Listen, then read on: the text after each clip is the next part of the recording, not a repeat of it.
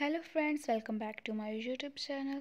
जैसे कि फ्रेंड्स आप जानते हैं कि मैंने अपनी लास्ट वीडियो में कुछ रेडियो एक्टिव मिनरल्स के बारे में बात की थी, जिनमें मैंने दो रेडियो एक्टिव मिनरल्स डिस्कस किए थे आपके साथ, जिसमें टोबरनाइट और थोराइट था।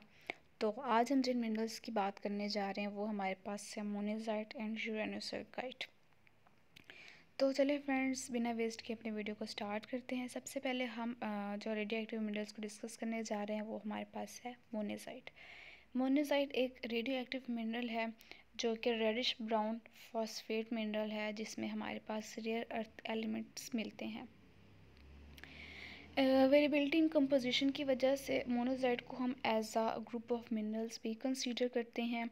और इसमें मोनोज़ाइट हमारे पास एक रेडियो एक्टिव मिनरल है। और ये क्यों है, किस वजह से ये रेडियो एक्टिव मिनरल है? क्योंकि इसमें हमारे पास थोरियम और यूरेनियम प्रेजेंट होते हैं। क्योंकि थोरियम और यूरेनियम रेडियो एक्टिव एलिमेंट्स है, इस वजह से हमारे पास जो मोनोज़ाइट है वो भी हमारे पास एक रेडियो एक्टिव मिनरल होता है। मोनोज़ाइट में हमारे पास ज़्यादातर थोरियम प्रेजेंट होता है और बहुत ही लेस अमाउंट में यूरेनियम प्रेजेंट होता है। ये एक बहुत ही वाइडली डिस्ट्रीब्यूटेड मिनरल है। और ये हमें कहाँ मिलता है? ये हमें ग्रेनिटिक इग्निस रॉक्स में मिलता है, नाइसिक मेटामॉर्फिक रॉक्स में मिलता है, और हमें ये डिट्राइडल सैंड्स से भी मिलता है। इसका केमिकल फार्मूला होता है सेरियम फॉस्फेट CePO4। और इसका जो लस्टर होता है वो विट्रस होता है, रेजिनस रूफेक्सी टाइप का। क्रिस्टल सिस्टम इसका मोनोक्लाइनिक है। स्ट्रीक इसकी, जब हम इसको स्ट्रीक बनाते हैं तो वो हमें प्रेसवाइट होती है। हार्डनेस इसकी काफ़ी ज़्यादा होती है, लाइक 5 to 5.5 तक। स्पेसिफिक ग्रेविटी भी इसकी ज़्यादा होती है, 4.6 to 5.4। अगर हम इस मिनरल की डिस्ट्रीब्यूशन की बात करें कि ये हमें कहाँ कहाँ पर डिस्ट्रीब्यूटेड मिलता है, तो ये हमें ऑफशोर वाटर्स ऑफ इंडिया में मिलता है, मलेशिया में, वियतनाम, ब्राज़ील में।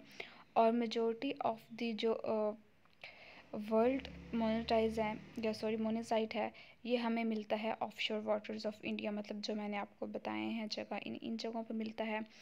और जो मोस्ट एक्सटेंसिव इसके ऑफशोर डिपॉजिट्स हैं वो हमें सदर्न इंडिया और श्रीलंका में मिलते हैं।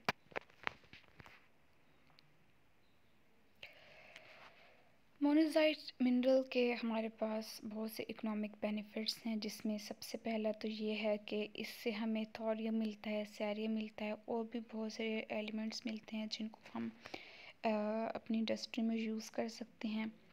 इसके अलावा मोनेज़ाइट सैंड को हम यूज़ करते हैं कंस्ट्रक्शन और कास्टिंग में। और इसके अलावा हम मोनोज़ाइट से जो हमें रेयर अर्थ मिनरल्स मिलते हैं, जिनको हम एक्सट्रैक्ट करते हैं थ्रू माइनिंग, उसमें हमें नियोडाइमियम मिलता है। नियोडाइमियम एक एक्सट्रीमली पावरफुल मैग्नेटिक मिनरल है, क्योंकि उसकी जो मैग्नेटिक प्रॉपर्टीज़ हैं वो काफ़ी स्ट्रॉन्ग है।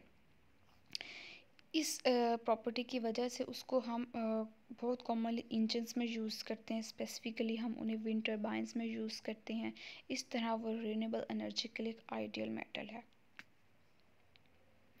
नेक्स्ट हमारे पास जो रेडियो एक्टिव मिनरल है जिसकी आज हम बात करने जा रहे हैं वो हमारे पास है यूरेनोसर्काइट। यूरेनोसर्काइट भी एक फॉस्फेट हाइड्रेट मिनरल है जो कि ऑर्टेनाइट ग्रुप का ही मेंबर है। इसमें हमारे पास ये एक टेट्रागोनल थीन टाइप स्ट्रक्चर बनाता है। ये ट्रांसलूसेंट होता है।